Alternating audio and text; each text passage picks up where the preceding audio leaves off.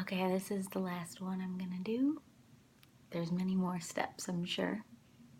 I know that there are many more that are personal for me. Sorry, I'm feeling kind of emotional. This is the hardest one to talk about. 7 is a very important number for me, but it's also the least something I know how to teach or talk about.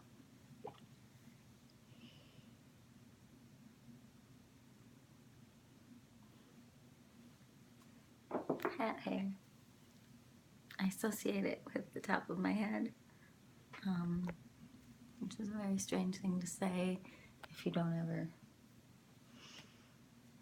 wow. Yeah, if you've ever studied chakras, maybe some of this makes sense to you, but I'm not really into any traditional or conventional ways of talking about chakra healing because I very much believe in God. And a lot of those communities don't really talk about God. And so what I've found is that communities that either A, don't talk about God, or B, like denounce God, or don't want to be, I don't know, maybe they just have conflicts. It's too big a topic. That's not mine to tell. So for me, there's God, Jesus, Holy Spirit. Like my grandma was a nun. I've been feeling that since I was small, since I went to my Presbyterian church, and we made cute little banks out of cardboard and collected money for the poor. Like my heart and my mind and, my, I don't know what this is. It's like it's a place where I feel the most flight. This part of my brain, the top of my head, is the place where I feel the most flight. Maybe it's why I wear hats so much. It makes me feel a little more contained. I feel sometimes like I would just literally float off into the clouds.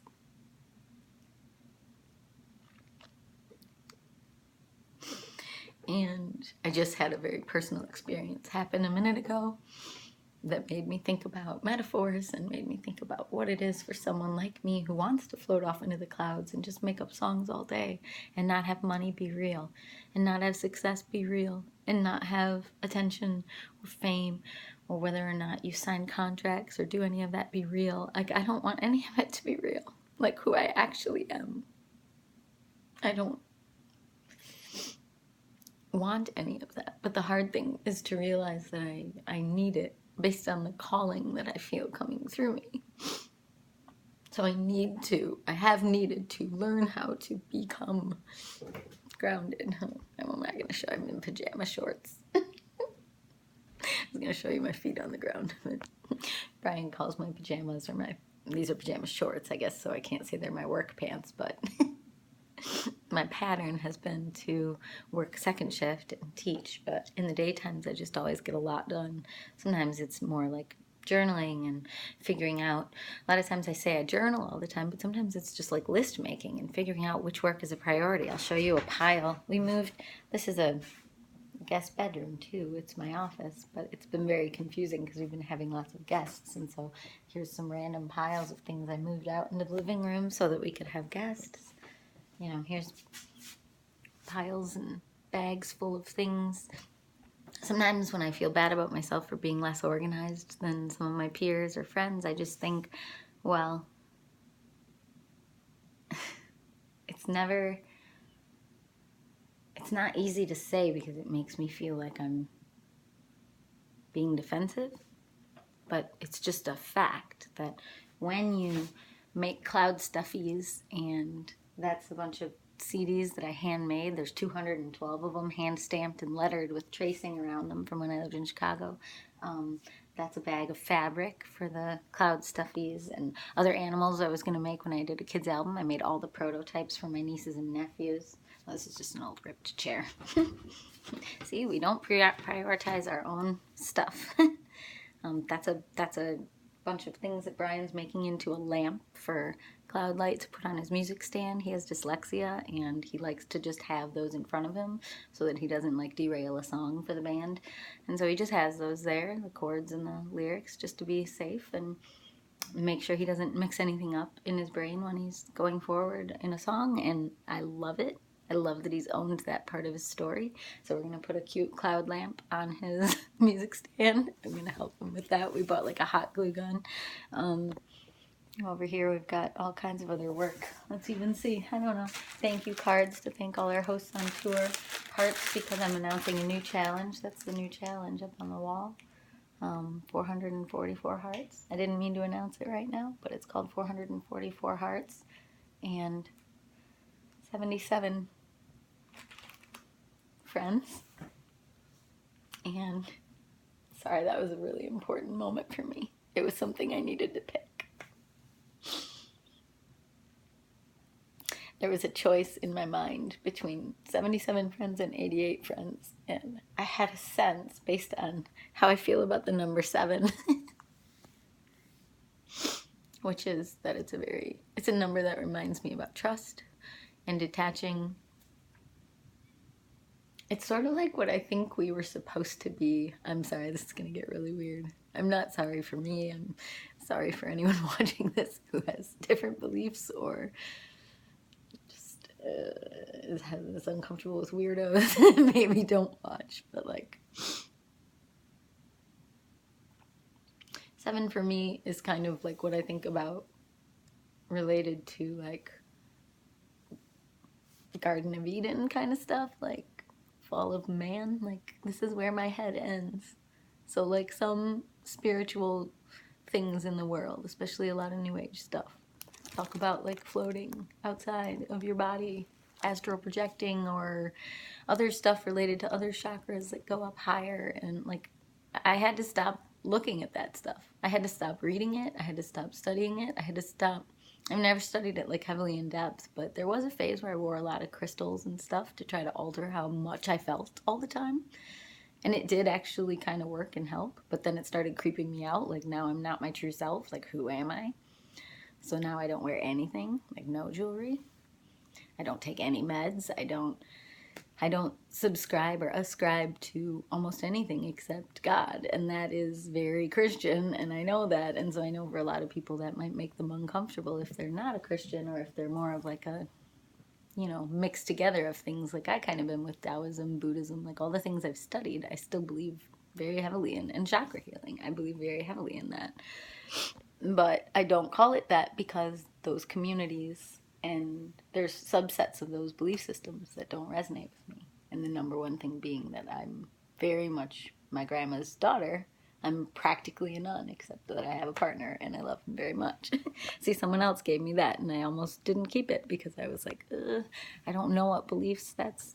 And I love a bunch of Native American traditions. There's one in particular that I think of all the time, which is that a particular tribe, I believe it was down in the southwest part of the country, sews a mistake into every blanket they make because only God is perfect.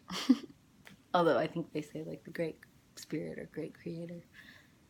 So for me it is very unified, and I love that in my own mind and my own experience when I think about God, basically like if something feels like it's correlated, I assume that it is. And I assume that the fragmentation comes from like crazy fall of man shit or something. I don't know. Like, I don't know why we can't reconcile all the religions, why we can't see, like, I don't disbelieve a lot of the occult stuff. In fact, I believe it. That's why I avoid it. I do believe it, and it's because I believe it. And when I see all my friends, or they're not friends, but people I know getting excited about Halloween or being witches or other things like that, like, I don't relate to you. To me, that's like being excited about something that you know leads to both power and pain. And I do not want power if inside the power is a great pain, a great emptiness, depression, or searching for, to me it feels ironic if within that love of darkness, then you go through phases where you're seeking the light, and it's like, I don't understand anymore how people could say they seek healing or comfort, self-help, self-care and all that, if they're also intentionally pursuing anything that is dark. I mean, I play dark sounding music all the time, and I do it out of my pain, and I share it in order to release it. But who knows, maybe I'm spreading darkness in the world whenever I do that. I've thought about that. It makes me not want to be alive, not in a suicidal way, although I've had phases like that, 15 years ago, from some hard stuff that I had lived through and didn't know how I would work through. But it makes me not want to be alive if everything I do, everything I say, everything I create has the potential to both spread light and spread darkness. Like, then what's the point if I'm not really healing anything? And I have a song about that on an album that will be released. There's a rough draft version of it up on my Bandcamp, called Everything's True, Part 1. But the whole thing will just be called Everything's True. And there's songs that are all about that. Those are the 15-minute long songs. This is the album I've been wanting to make, but I don't because I'm not confident enough yet to be that bright of a light. To make those creations into something so highly produced that it'd be undeniable that it's worth listening to. And then if it's undeniable musically that it's worth listening to, then you'll hear my words. And if you hear my words, there's a lot of trauma that's been healed in them, but also a lot of existential and being removed from life kind of thing, like floating away, being detached. And I do believe in those songs, but I just never 100% believe that spreading any belief has value in the world. And maybe that's my Taoist leanings or my Buddhist leanings of just like, who am I helping, But then I guess maybe I need to remember what I was like 15 years ago and how anything authentic helped me. Anything authentic helped me, especially stuff on creativity. Helped me so much. Julia Cameron. I always come back to you. Thank you. Like any self-help section. And yeah, sometimes I did go down some weirder, darker paths. No, I can't say that. I can't spread any of that.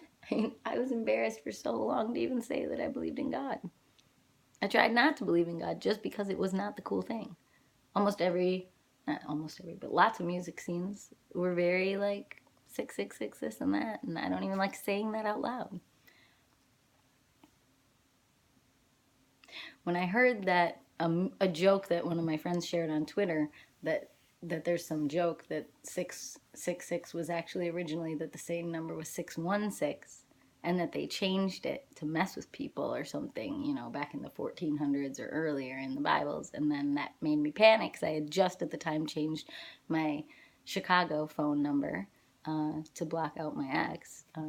Well, yeah, that's why. And also to be like, I live in Michigan now, but mostly to block it from my ex. I couldn't pick another Chicago number. And I lived in Michigan, and I, had just moved, I think, to Grand Haven, and area code 616. So then I became very panicked. Like, oh, great. Because there's a ton of things that a lot of really positive and light-oriented, because I don't believe it's just Christianity and God and all the other stuff is like evil. I really don't. Like a lot of this stuff about chakras is healing. I just don't know that we're supposed to know any of it. That's maybe where I skew so hard Christian. I don't think we're supposed to know,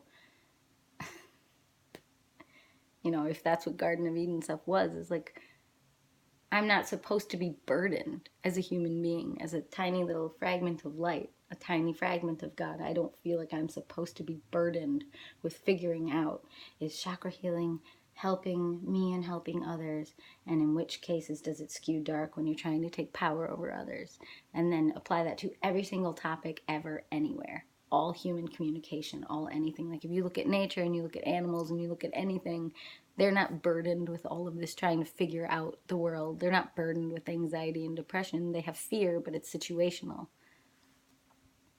It doesn't. So maybe that's why I don't want to be ashamed to say that I am Christian, because I believe in God and Jesus and the Holy Spirit moving through me, helping me know what direction to go. And that's what 7 kind of is for me. sevens where I feel like I channel things and make up songs. And I took a lot of comfort from knowing that that's how Beethoven talked, and that's how artists, talked, or, people from the beginning of time that's been recorded talk about the muse and listening and writing it down and sharing it. And then that's called art. And then people study it. But it's like, why do we study it and worship the art, the thing, and not talk about what's the thing that's happening? We're not talking about that because there's too much controversy. And maybe people are feeling too defensive. Like, I'm very defensive of my Christian leanings. I'm very defensive of my love of God. But I understand that maybe when I say that, that makes you think of people who are Christian who want to, like, put other people down. Like one of my closest friends. I don't know if it's okay to say this. I think it is now. Yeah, I'll say it. I don't think anyone would watch this, but like someone who's close to me is coming out as trans. This is a great thing. I made them a care package. Like, I didn't ever feel this sense from God, like, no, shame them, talk them out of it. Like, HRT exists. God exists. HRT exists. Hormone replacement therapy. Like, I just don't see how it's anyone's place to judge and assess and criticize. Like, how do we know what somebody's doing? Like, whether or not it's following their light. Like, I don't like telling other people's stories, but it definitely feels like I don't like telling other people's stories.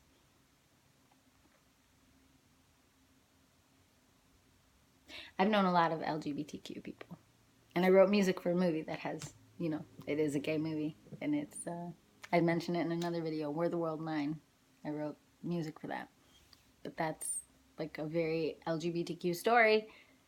It's very cute. Puck turns his, the guy acting in Puck, it's a long story, but it's based kind of on Midsummer Night's Dream, except he turns his whole town gay. That's not a spoiler, that's like in the preview. But like fun, in a funny way. And everyone gets to experience what it's like to be turned gay, like with a potion. And it's very playful and fun and light. And I think that movie, I would imagine it's fun for people in the LGBTQ community, LGBTQ plus, But even more so, I think that movie was important for straight people. Like, hello, watch this. Get a different perspective. See what it's like. But anyway, I'm on a big tangent. I just don't... My love of God has nothing to do with judgment of you. I want nothing... Okay, that was about to sound really terrible, but I'm going to say it anyway. I kind of want nothing to do with you. Does that sound really bad? Like, if you have drama in your life, like, I know people who have, at points in time, like, worshipped Satan, like, very overtly. And I tried to be kind to these people, but I didn't necessarily always want to be close to them because I don't want to get in debates with you. I don't want you to worship deities that I don't understand or know anything about in my house. That did happen to us once or twice, and I think that that's, that's just me having boundaries that make me feel okay, so that the energy in my space can be something that makes me feel safe in my skin. I don't think we get to be safe in our skin. I don't feel like I'm safe right now. This isn't a safe thing to do, to make this video. But I hope it's helpful for people who maybe are all over between these topics too.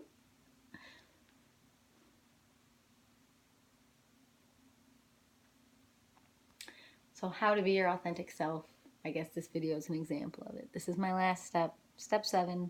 I could keep going, but in my opinion, as you've noticed, this does seem to connect to the chakras. In my opinion, that goes up into territories that I don't think I'm meant to know. And I very rarely try to sense the world as I understand the world in those realms. There's certain drugs that can help you do that. I kind of had to just, I was never very big into any of that, but, when, I'm admitting things, whatever, I live in a legal state, but like when I did try those things, you know, I would have really deep epiphanies about a lot of things. And it probably did heal a lot of things. I don't think marijuana is evil. There you go. I've seen people heal things. Maybe it rearranges your brain or gives you new visions of things. I just think for some people it's maybe too intense. And I'm one of those people, so I don't know. Anyway,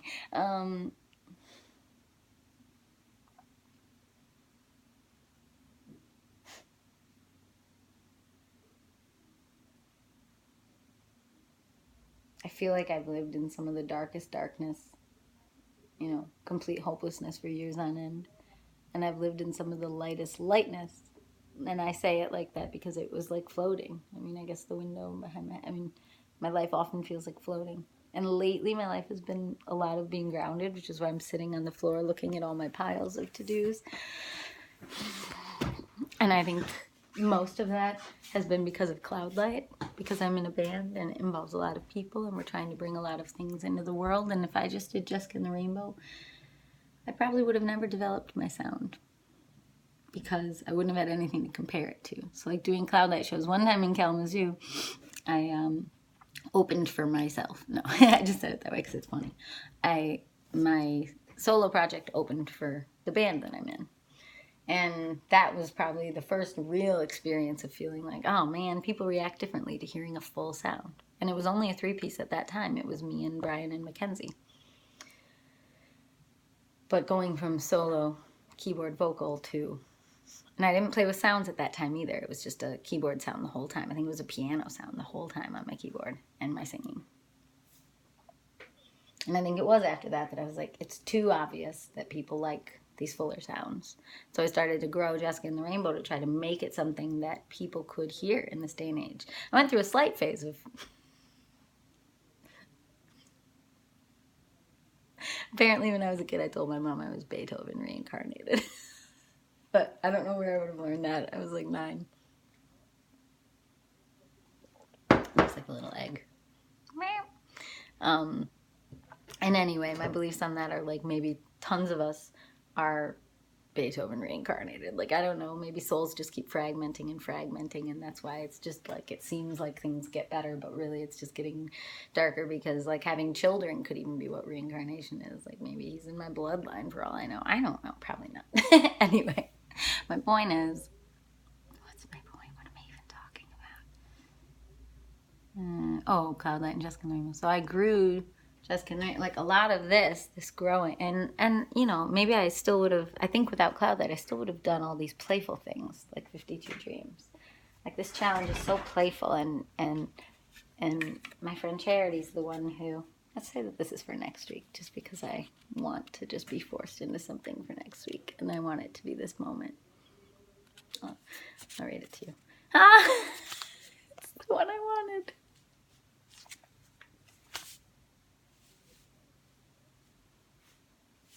That's the logo I made myself. And I met, through doing Girls Rock Grand Rapids and volunteering, I met this printing company, Citizen Shirt.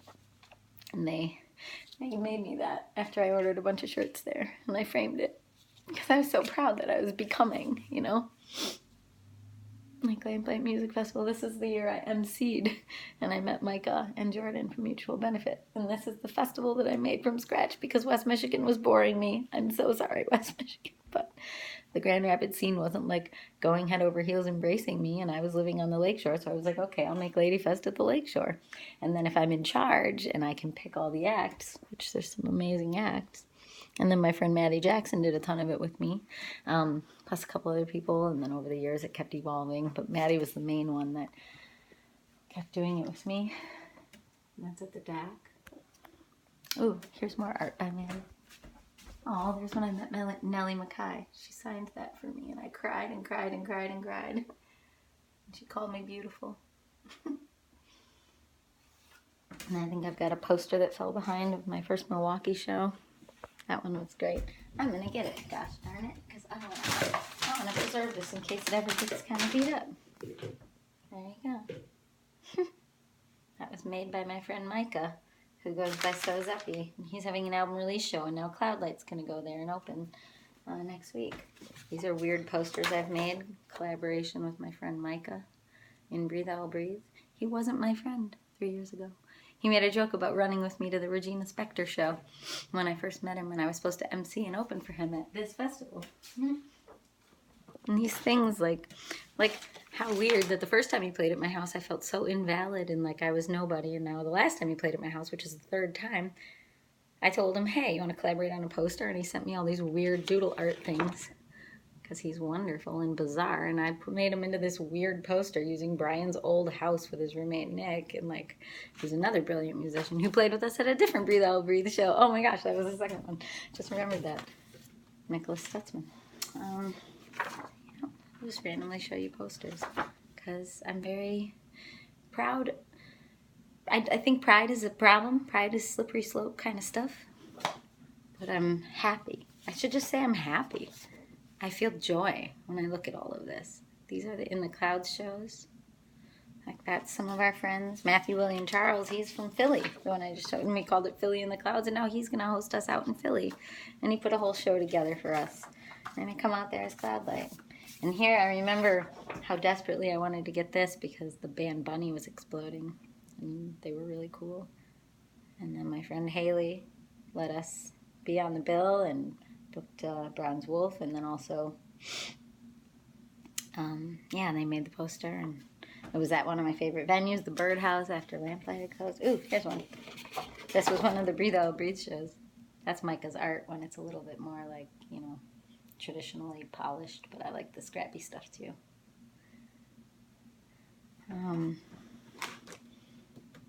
This is when I played for Johanna Warren. I printed all these actually for my dad, and now they're turning into a fun YouTube moment. This is my friend Ryan Wyrick's art. If you like art like that, he's a collage artist. He's amazing. Look him up. Oh, this is another friend of ours, Alex Perez, an amazing musician. I should see if I can get more light. There you go. So he does all this art. He's about to move, but he's going to play with us at our Cloudlight Homecoming show from tour at Snake Shack in Grand Rapids. This one did not turn out well, but this is a printout of my homemade collaged Jessica and the Rainbow 12-hour release show for charity. And so this is an example of me kind of just finding myself and enjoying myself. And, a lot of these changes happened from feeling more and more valid and taking risks. And so, I love Cloudlight. It's so much work to be in a band compared to just being solo and doing whatever you want or feel, but it's also very defining, and it helps you kind of see the areas that you can grow. And then once you see what the areas are, then you can apply them in all areas of your life. And so it's been I think it's been worth it. It's practicing every week. And I think with Jessica and the Rainbow, or with just myself, I've never shown up for myself in the way that I show up for Cloudlight. I've never taken myself as seriously as I've had to take a band because it involves a lot of people. It's almost, it's like treating like a job. And I think doing that so consistently for all these years now is why I'm like, well, I don't want my Jessica and the Rainbow stuff to feel less than. I don't want it to be Cloudlight's everything, and Jessica and the Rainbow is me rejecting myself. And so I think that's what made me, maybe not the challenges, like these goofy challenges, writing a song every day, like that was just me wanting to deal with all the energy. But anything that I've maybe done to try to make it a little more professional or more, no, not professional, because that sounds shame-based. Because I always try to make things professional in terms of sending albums out and trying to get people to care about my music. And maybe just in terms of the networking. I don't know. No, I guess I was already doing that. I guess I was already doing all of it before Cloudlight. So what really made it different? I think what Cloudlight just really made different is it just kind of made me see the reality of what people enjoy in a live show. And what... Yeah, I don't know. Because I don't think my Jessica and the Rainbow, Instagram or anything, is very professional. I don't think I do a lot of things like that. I don't know. Well, here's another one. That's by Maddie Jackson. If you want posters made, I'm sure these people would be happy to have you pay them to make a poster. Aw, this was Lamplight Music Festival. That's the one I first played at as Jessica and the Rainbow. Which was before Cloudlight existed. I mean, it really... Oh, here's the... Hang on. I've got random other things, like a card I want to frame from one of my students. Oh, a couple of them. Oh, I've got my old piano studio at the high school I don't teach out of anymore. Cards from Colorado. This is supposed to be about my 7. There's a really cool show that our friend Danny Bruick put together at Unruly Brewing. It was really good. Lots of it. There was music indoors and outdoors in Muskegon, Michigan. It was amazing. Oh, here's a poster Brian made for one of our house shows. Holy cow, I didn't realize I printed this many. I gave a bunch to my dad. Oh, here's a poster I made just randomly with a picture. And I loved that moment in time. There was a park between Grand Haven and Grand Rapids. And I pulled over. I didn't even want to use this picture for this poster. So now it's come full circle because now I can just remember what this picture was about and what that moment captured. I think it was, let's see, 4/1/17. That must have been a picture taken right around when I started the 365. And I remember pulling over by that park and just, I think I made a video like this and I felt like such a fraud or such a weirdo. Weirdo, not a fraud. I felt like a weirdo. And this moment, I remember all these sky pics and tree pics, and it meant a lot to me. And then maybe it was in March and then of 2017. And then when I turned it into this poster, I felt like I cheapened the moment, but I didn't. This is the day I met Matthew William Charles, who's now giving us a show out in Philly. And Perrin, he's wonderful. And Leah Christine was a former student of mine. Yep. And I think she even sang with me, made up my 365 song of the day. At this show, it was the first time I improv'd a song in front of everybody. Unless you count, I played with my friend KFG. I don't really see them anymore, but they're an incredible poet. So if you look up KFG, Grand Rapids, you'll find amazing work. But I just played music for their poem. This was my tour poster that Ryan Wyrick made. I could stop with these. This was that Kalamazoo show I keep talking about. Love this artist. I don't even know who they are. I tried to memorize their name, but I don't know them. They're affiliated with the Rancho Unicorno and First Responders people. Oh, this is the show. This is the show where Jessica and the Rainbow opened for Cloudlight. Crazy. Okay, I'm going to stop with the posters. Okay, wait. Two more. And then I didn't print them all, obviously, because that's crazy. Let's just print 20 of them. This was, there's my Sufjan Stevens and Joanna Newsom cover band called Snow Angel. This was just at our house. Not just. Gosh, that wouldn't have been,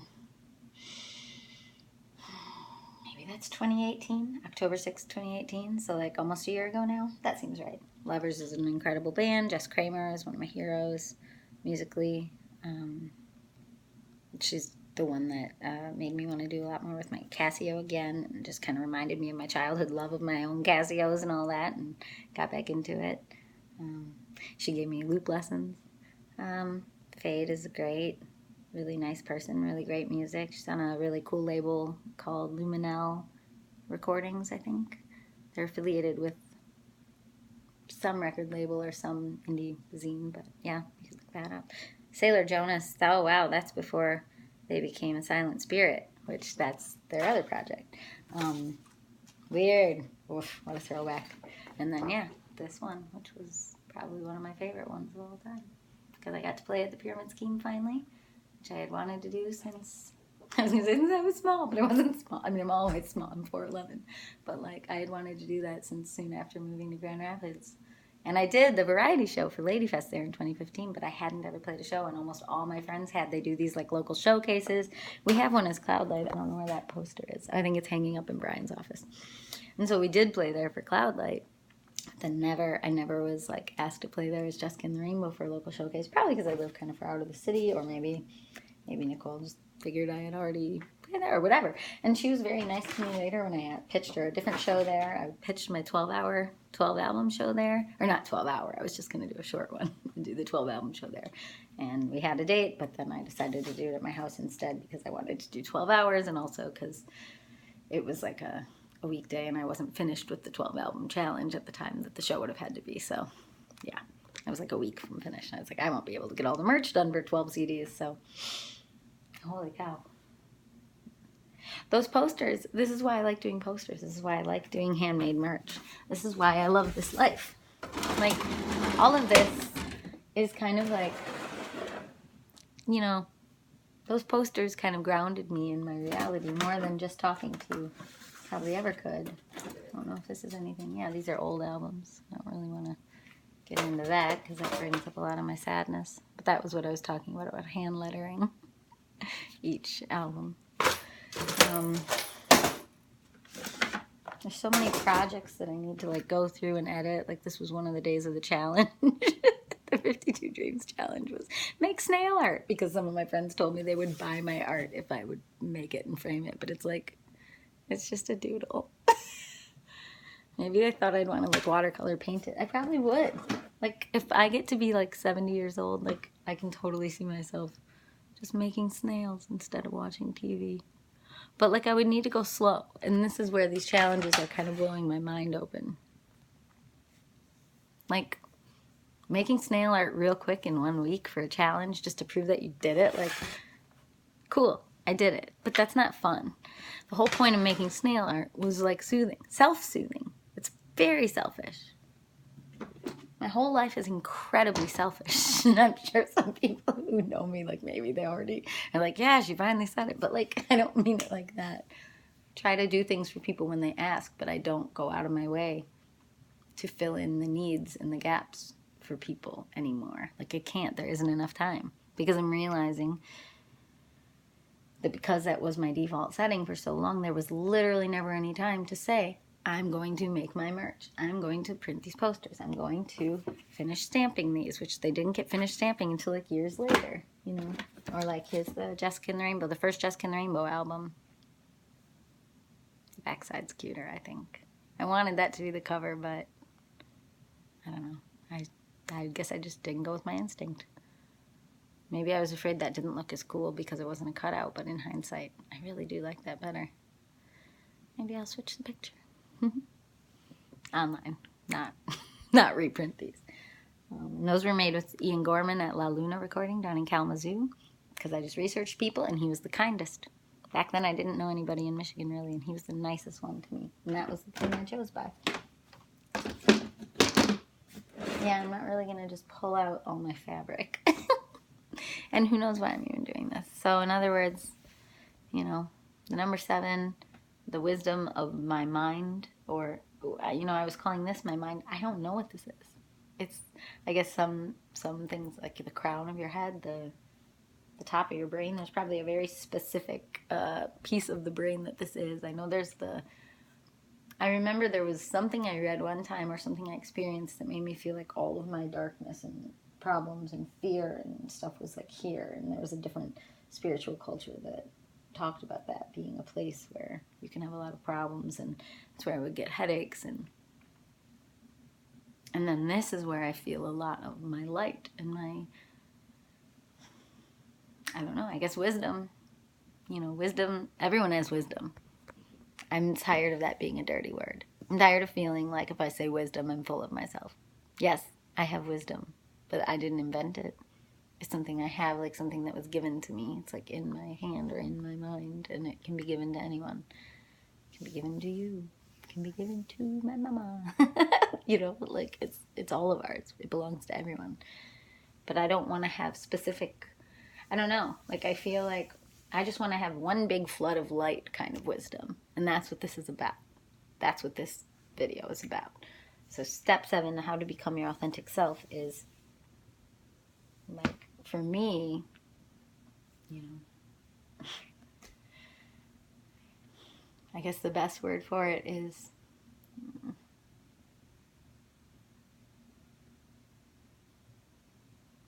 yeah, it's like follow. But I don't know how to teach that, and I don't know what that means to you. And I was just making fun of being a follower. I guess follow spirit, don't follow the world. Maybe that's it. Follow your own, you know, whatever this means to you. I doubt, you know, I'm sure, I was going to say I doubt it's God. Like, no, for a lot of people it is God. But maybe you're blocked about God, or maybe you're angry at God, or maybe it's something else. I don't know. Maybe it's just, not just, maybe it's light or wisdom or truth or higher something, like whatever it is for you. Like I believe in that with the 12-step world that they say, just higher power. Like whatever that is for you, if it feels like light and truth, you know, I don't think I'm supposed to talk you out of that and say, no, it must be God as I understand God. Like maybe that's what being an evangelical is, but that's why I'm not an evangelical. Like, yes, I was raised Presbyterian, but I am very, I don't know. I believe in God. I believe in Jesus. I believe in the Holy Spirit. I believe in having like given my life to that, you know. And so yeah, I guess I had never really realized what it was before. It's follow guidance, follow spiritual guidance, or follow whatever feels light, whatever feels true, whatever that is for you.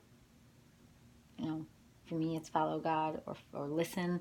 Some people, I think, there's different like spiritual beliefs in different fields that talk about like clairvoyance or clairsentience or clair, all these words, and they're talking about people having different ways that they connect and feel and hear. And I was gonna stand up, but I don't want to. And you know that everyone has like a different gift, a different way, and so mine is like hearing. It is like hearing guidance. I don't know how to describe it, but maybe it's from being a musician for 30 years. It's like you hear. I've been since I was a little kid. I could hear music, and then the words felt divined.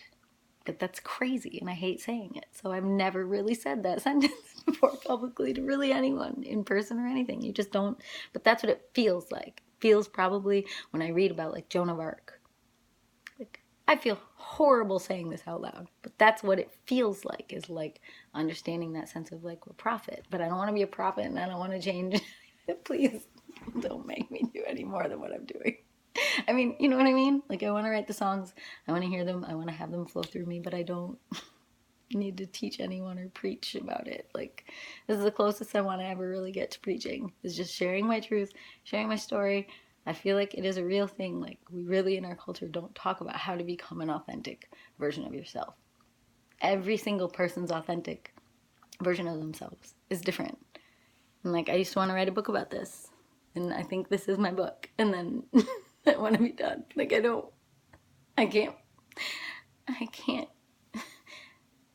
can't fix you. I can't change you. I can't solve anyone's depression. I can't solve my own. It's something outside of me, flowing through me. And a lot of people ascribe a lot of ideas to me, you know, like seeming happy or positive or whatever. Like, I'm crying again, you know, like it's not that. So I just feel like maybe the difference between me and some people, or maybe the difference between me and my 15 years ago self, is truly just this one concept of authenticity. I believed in these books I was reading. I believed when they said that you could get in alignment with your true self. I believed it with every fiber of my being, and I knew I was so far away from there. The Artist's Way by Julia Cameron is probably the number one that I would recommend, because she goes out of her way to say, I'm not trying to make you into a visual artist. I'm not trying to make you into... I just noticed my grandma and grandpa's paintings right up there in a mirror. Now I want them in there for real. See? Oh my gosh, that just made my point.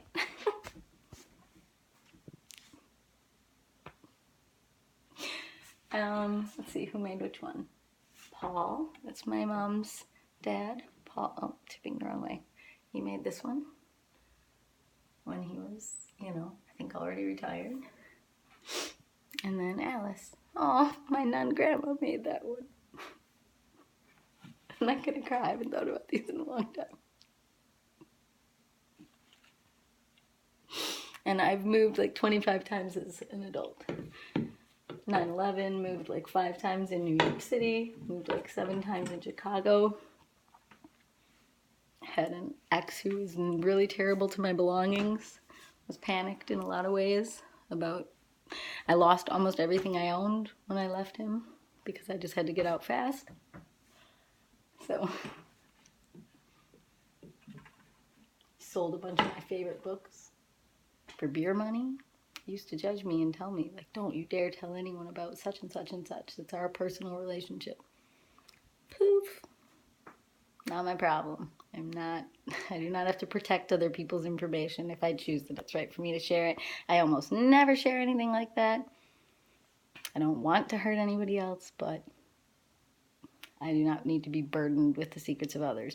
The reason I don't talk about others on my YouTube videos is because I want my loved ones to feel like what this crazy thing that I'm doing is not going to be a threat for them. It's not going to be something where they have to feel like they can't be themselves around me because I might talk about it on YouTube, you know? Like, that's just a respect thing. I want to respect everyone that I love, and I want them to feel safe to be, you know, in my life. Sorry, my phone just made me click low power mode, so maybe that's a sign. Low power. I do have to go to work soon. I have to teach some piano students. Maybe I'm getting low powered because I'm basically writing a book in the last 3 days where I shared, you know, 7 20+ minute long videos on how to become your authentic self. And maybe I need to honor this more and say, like, hey, good job, Jess. You did it. You talked for 7 freaking videos on steps that you took to become an authentic version of yourself, when prior to all of this, prior to these challenges, prior to being in Michigan, prior to knowing Brian, prior to being in Cloudlight, prior to living with love, prior to having my nun grandma's little medallion thingy from when she became a nun, prior to all of this, I mean, these lights, things, almost everything in my space is like a gift from somebody who, like, loves me or loves that I love cute things like unicorns and rainbows. Like, those were all given to me. That cute pig thing was given to me by a friend. Naomi. I almost can't look around, and almost everything in this space was given to me by somebody, or I made it. This cute tape dispenser unicorn. Sometimes I buy things, but then I just gave a bunch of these away to my patrons. If you want to be a patron, you can support my art and my authentic life. Just go to patreon.com/JessicaInTheRainbow, and you can give me a small donation every month. And I don't do very much for my patrons specifically on Patreon because I don't feel very, I don't know, it's weird to do it for a private club of 7 when I could instead share all these things with the entire world, and then my patrons can also see it that way. And to my dear, dear patrons who give me as much as like $20 a month, like, I hope that's okay with you. It took me a while to realize that that's why Patreon was feeling weird to me. The idea of just doing all my creativity privately and in secret was too much like my past life, where I was private and in secret. So I share everything very openly like this. I try to share my music on Bandcamp. I share so much. And my patrons support it. They give me money every month. And the ones who give me like $20 a month, I make them packages. Oh, I was about to go take you out there to see the packages. I just made them. But they have stickers in them and lyrics and, oh my gosh, what's even in them? Some of those cloud stuffy magnets that I sewed before.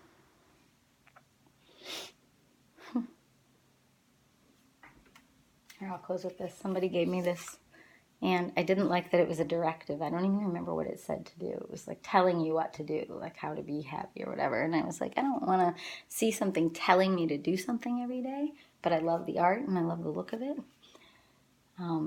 That's why I don't resonate with a lot of self-help books. They're often telling you what to do. That's why I don't want to tell you what to do. So I covered up with stickers, whatever the command for the day was. I have a song lyric that I wrote once. Oh my gosh, that's a tangent. I'll just say it real quick, but there's a line in it that's the most important thing for me to remember. Don't explain, don't command. This is a weird blip on my life radar. I explained everything as best I could in these 7 videos. And I've explained in all of my 365 songs, and I'm explaining and explaining everywhere I go, and it's taking up my life. And I can't get my work done that I want to do. And I shouldn't even say work. I can't get my play done. I can't just make up songs. I can't just go on this computer that Brian gifted me and just play around with arrangements, because I'm always explaining to you who I am. It's like the most painful version of defensiveness. Like, I'm trying to defend my life and my lifestyle. Like, I teach piano. I earn $30,000 a year. I support myself. The end. Everything else that you see, you know, if you want to judge it, that's you. I need to stop explaining. It's taking up my life. Don't explain. Don't command. I don't believe in self-help culture. I don't believe in things that tell you, here's 10 steps to do this. Do this, do this, do this. If you do this, you'll get this. It derailed my life, trusting all those things that told me I'd for sure get this or that. So I hope that all you got out of these 7 videos of me sharing how I became my authentic version of myself, or where I'm at today is authentically me, and where I'm at in the future, if I get to live, is, 10, 20, 40 years, 50 years, like if I get to live a lot longer, it'll be a different authentic self. And that's the secret of authenticity, is that it's not ever going to be the same. There isn't a fixed reality. You just change and you flow with it. It's like being a river. It's a line from an Indigo Girls song that I love. The Mississippi's mighty, but it starts in Minnesota, at a point that you can walk across 5 steps down. And I guess that's how it started, like a pinprick to my heart.